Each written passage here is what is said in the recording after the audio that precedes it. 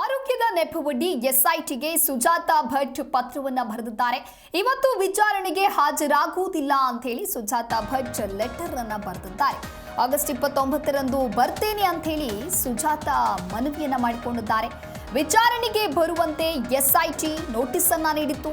ಅನಾರೋಗ್ಯದ ಕಾರಣವನ್ನ ನೀಡಿ ಸದ್ಯ ಸುಜಾತಾ ಭಟ್ ಪತ್ರವನ್ನ ಬರೆದಿದ್ದಾರೆ ಅನ್ನೋದು ಗೊತ್ತಾಗ್ತಾ ಇದೆ. ಅನನ್ಯ ಕೇಸ್ ಬಗ್ಗೆ ಟ್ವಿಸ್ಟ್ ಮೇಲೆ ಟ್ವಿಸ್ಟ್ ಅನ್ನ ಕೊಟ್ಟಿದ್ರು ಸುಜಾತಾ ಭಟ್. ಮೊದಲು ನನಗೆ ಅನನ್ಯ ಮಗಳೇ ಅಲ್ಲ ಅಂತ ಹೇಳಿ ಬಾಂಬ್ ಸಿಡಿಸಿದ್ರು.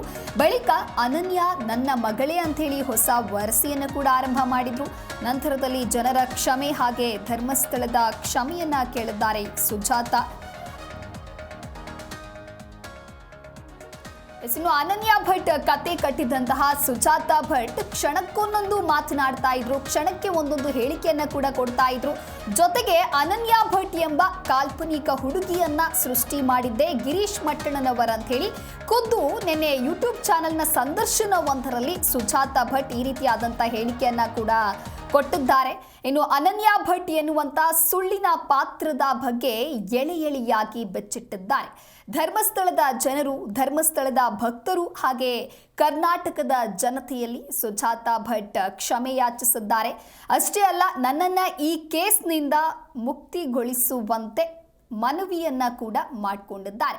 ಜೊತೆಗೆ ಈ ಕೇಸ್ ಈ ಲೆವೆಲ್ಗೆ ಹೋಗುತ್ತೆ ಅಂತ ಹೇಳಿ ತನಗೆ ತಿಳಿದಿರಲಿಲ್ಲ ಅಂತ ಕೂಡ ಸುಜಾತಾ ಭಟ್ ಹೇಳಿಕೆಯನ್ನು ಕೊಟ್ಟಿದ್ದಾರೆ. ಅವರು ಏನು ಹೇಳಿದ್ರು ಅದನ್ನು ನಾನು ಹೇಳಿದ್ದೇನೆ ಅಷ್ಟೇ.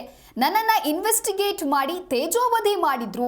ವಯಸ್ಸಾದವರನ್ನ ತೇಜೋವಧೆ ಮಾಡೋದು ಎಷ್ಟು ಸಮಂಜಸ ಅಂತ ಹೇಳಿ ಸುಜಾತಾ ಭಟ್ ಪ್ರಶ್ನೆಯನ್ನ ಮಾಡಿದ್ದಾರೆ.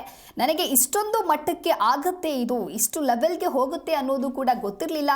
ಯಾರದ್ದೋ ಒತ್ತಡ ಇತ್ತು, ಆ ಒಂದು ಒತ್ತಡದಿಂದಾಗಿ ಮಾತ್ರ ನಾನು ಈ ಕಾಲ್ಪನಿಕ ಕಥೆಯನ್ನ ಕಟ್ಟಿದ್ದೆ ಅಂತ ಹೇಳಿ ಸುಜಾತಾ ಭಟ್ ನಿನ್ನೆ ಹೇಳಿದ್ದಾರೆ.